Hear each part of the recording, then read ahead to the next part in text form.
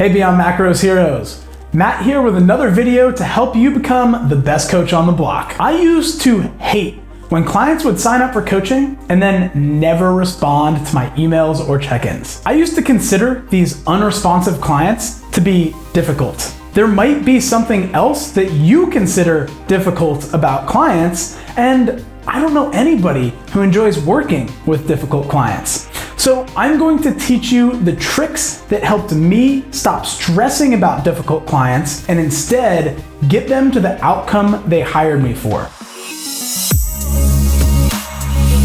It will be helpful for you to have a client or situation in mind as we go through this video. So I want you to take a second, close your eyes. I'm gonna ask a few questions, and with your eyes closed, I want you to watch what comes up for you. Imagine a time that you felt absolutely triggered by a client.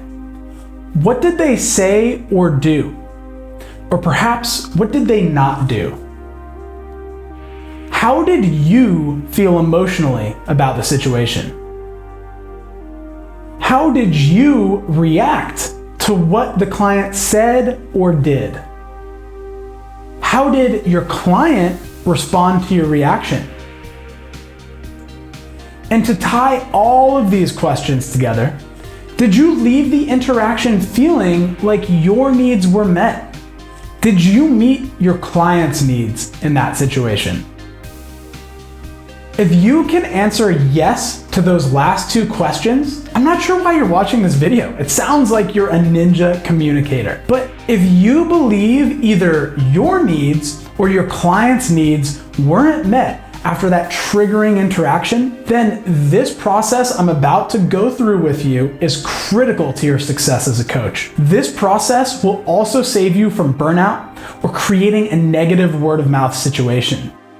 The first thing to understand about dealing with difficult clients is that there are no difficult clients. What? You might be thinking, but I deal with difficult people all the time. Certainly some people are just difficult, right, Matt? So let me explain why no one is difficult by nature, even though we might think so. And the reason is that you perceive people as difficult. There's nothing inherently difficult about that person. That's just your judgment. When you believe a person is being difficult, that really means that you are in a situation with that person which feels difficult for you to manage. And this should be a liberating realization, since it is really you who is experiencing the difficulty, and the other person isn't difficult by nature. This means you have control in the situation. If you had to wait for someone else to change, or find some magic script that will turn a difficult person into an easy to work with person, you'd suffer a lifetime of difficult people. Luckily, the solution lies with you. Instead, you must own the way that you react to a situation with a client. And to do that, you must have clear space to reflect on what it is about your client or the situation that you find difficult. Or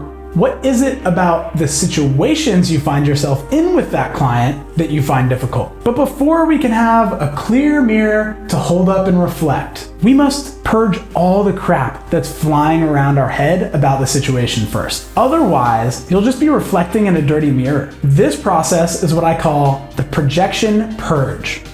You might be wondering what a projection is. Put simply, it's when I take how I feel inside and apply it to something outside of myself. And the perfect example is projecting the idea that someone is difficult. As we established, nobody is inherently difficult. I am the one experiencing difficulty and its associated emotions. So I apply the difficult label to someone else outside of myself. This projection gives away all of my personal power in the situation. So before we can reflect and see where the difficulty is within ourselves, it helps to purge the projections and take back our personal power. I do this myself and with my coaches at Beyond Macros. For example, we had a client who was unresponsive to their coach's check-in emails. Every week, my coach would send this client an email checking in with feedback, a few clarifying questions, and an action to take next week. And they got crickets.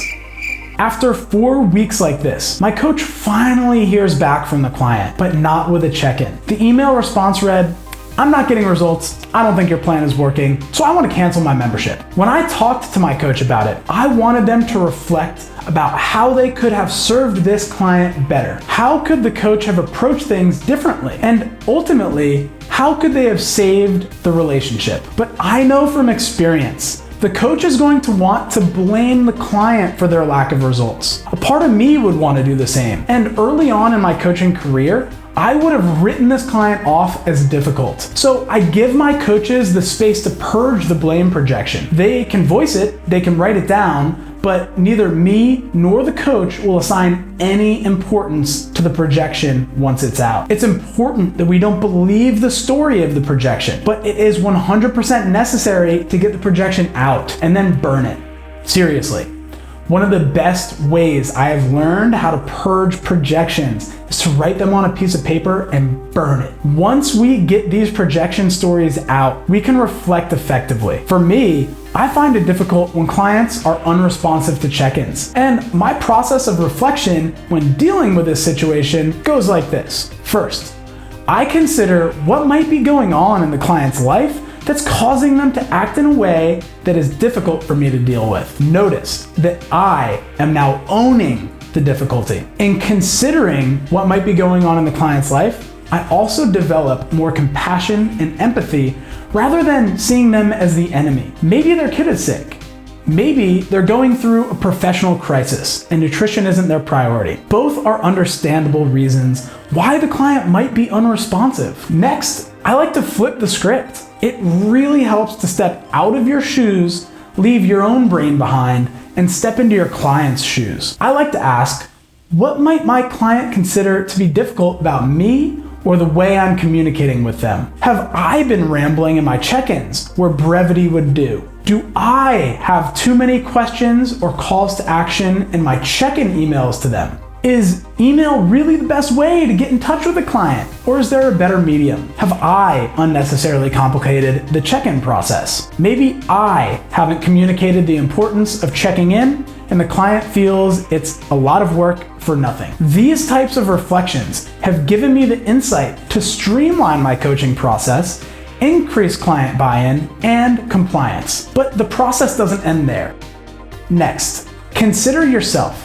What are your needs in this situation? In the example of a client who is unresponsive to check-ins, my ultimate need is to get that client results. When they aren't checking in, it triggers a fear in me that I won't have the opportunity to guide the client to the goal they hired me for. My difficulty is actually an inner issue with self-worth. It might bring up emotions of fear, frustration, worry, tension, or even embarrassment. And when I feel this way, my reaction is to project that they, the client, are making me feel this way by being difficult. But when I restore my personal power and own those emotions, I recognize what I need in the moment on the path to getting the client results. Usually, I just need to know what is going on with the client. Otherwise, it's easy to make up stories in my head about how the client is doing this to me, or that I'm a bad coach because I can't keep lines of communication open. But when I know my need is to know what's going on with the client, I can send them a really simple email directly from the heart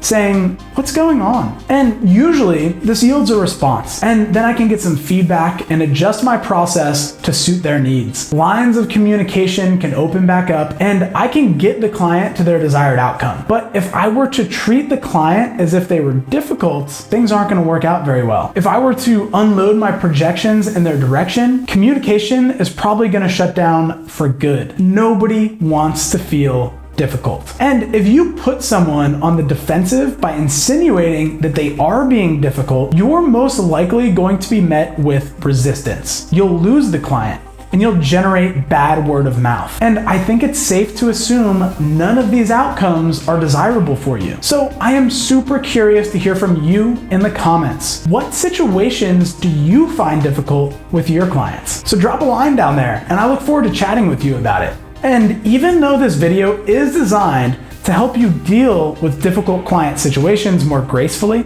I linked up a worksheet in the description that I think will help you avoid coaching burnout and serve your clients even better. The worksheet will help you identify the common threads between clients who drain your energy, clients who you jump out of bed to serve, and then how to create a client filter so that every day you are stoked to be in service. Remember to subscribe to the channel for more shows that will help you run your coaching business more profitably and serve your clients more effectively.